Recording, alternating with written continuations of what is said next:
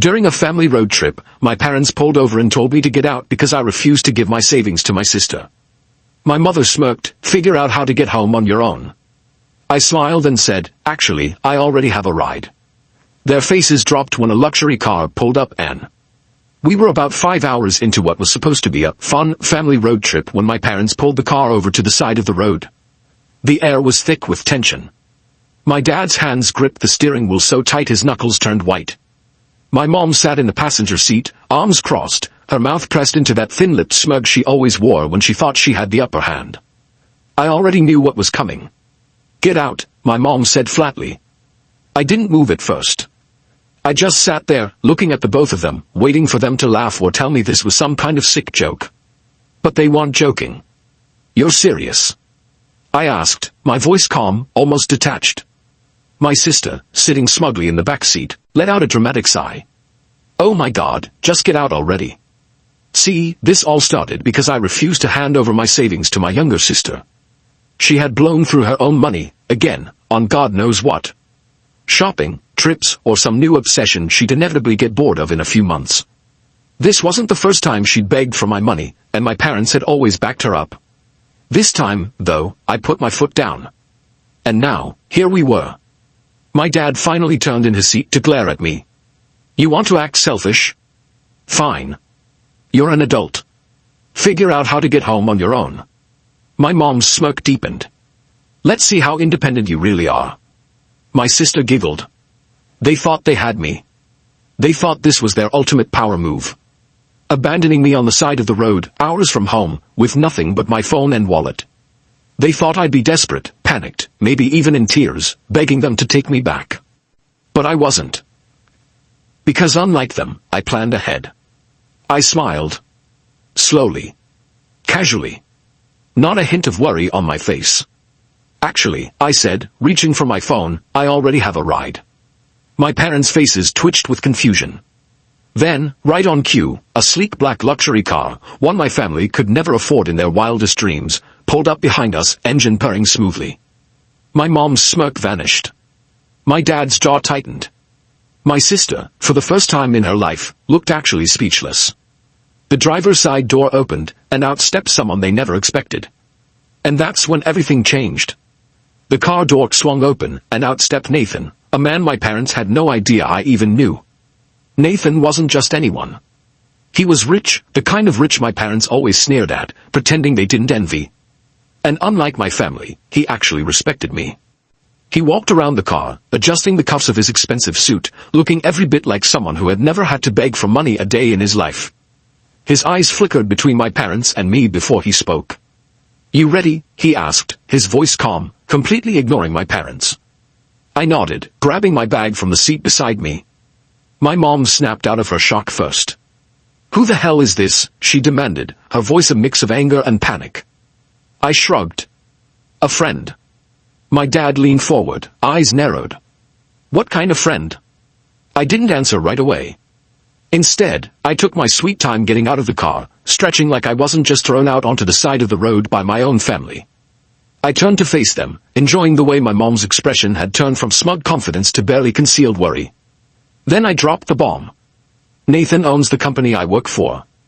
Silence. My dad's face twitched like he'd just been slapped. My mom's eyes darted to Nathan's suit, the car, then back to me. My sister, for once, wasn't smirking. "You work for him?" my mom finally asked, as if the idea was impossible. "No," Nathan cut in, his tone sharp. "She doesn't work for me. She works with me." The distinction made my parents' faces tighten. See, they had always treated me like I was nothing. Like I was just there to be a walking ATM for my sister. They never paid attention to my career, never asked how I was doing, never bothered to notice how much I had actually built for myself over the years. I had worked my ass off to get where I was. I had connections. I had options. And now, they were finally realizing that they had no control over me anymore. Nathan glanced at his watch. "We should get going," he said casually, like this wasn't the most awkward, tension-filled moment of my parents' lives. I smiled. "Right." I turned back to my parents, who were still sitting there, staring at me like I was a stranger. "You wanted me to figure out how to get home on my own?" I said, tilting my head. "Well, I did. My mom's lips pressed together. Don't be dramatic. Just get back in the car.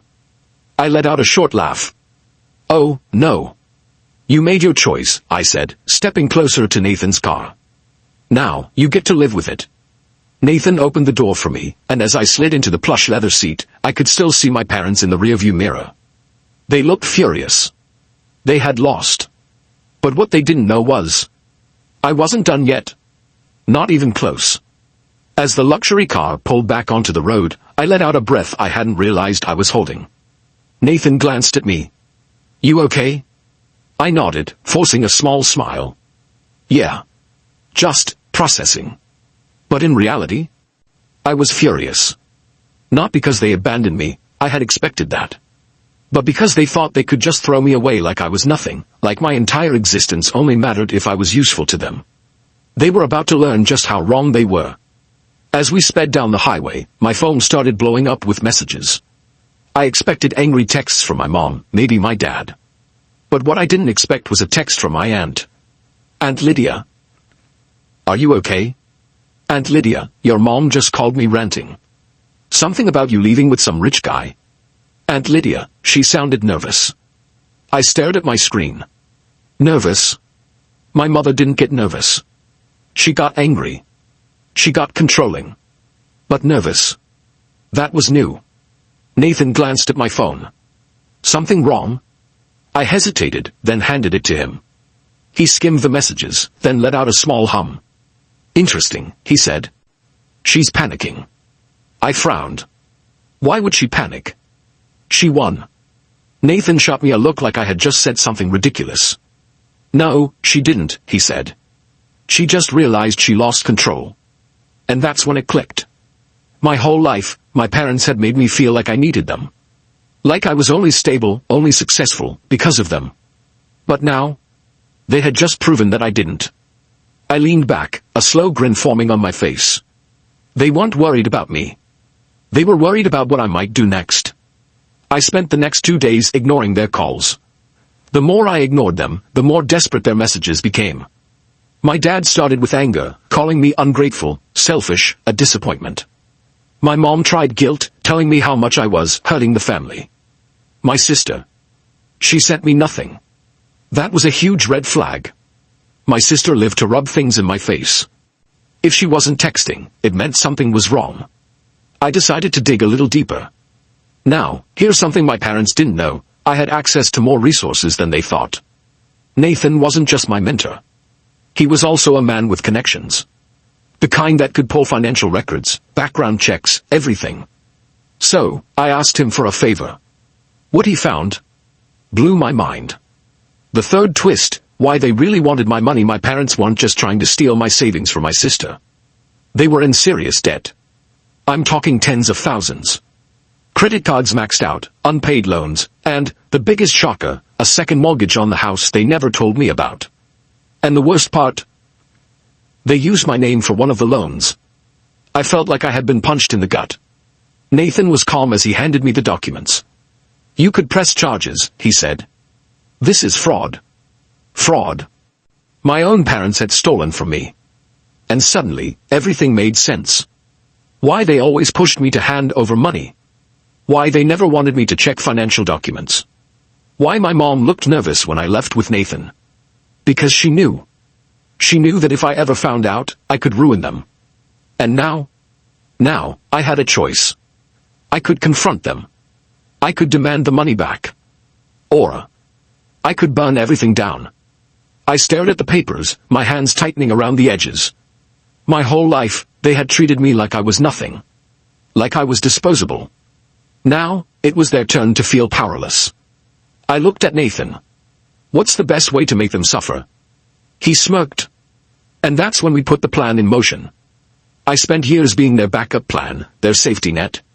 They used me, lied to me, and when I stopped being useful, they tossed me aside. Now, it was my turn. I wasn't going to just get my money back. I was going to make sure they lost everything. I didn't say a word to them. I didn't let them know I knew. I let them panic. And oh, did they panic. My phone was flooded with messages.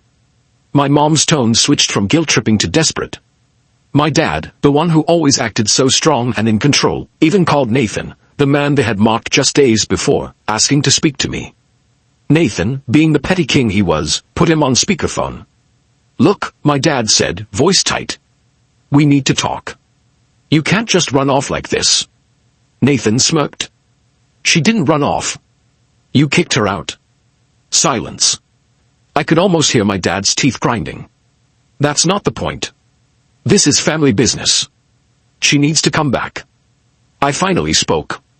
"Why?" He hesitated. "Because," he inhaled sharply. "Because we're struggling, okay? You don't understand how hard things have been for us. We just needed some help, and you just left." Oh, this was good. They still thought they could manipulate me. That I'd hear the word family and come running back like an obedient little ATM. Too bad for them, I wasn't that person anymore. "I'll think about it," I said. And then I hung up. Nathan chuckled. "You are so much more patient than I am." I smiled.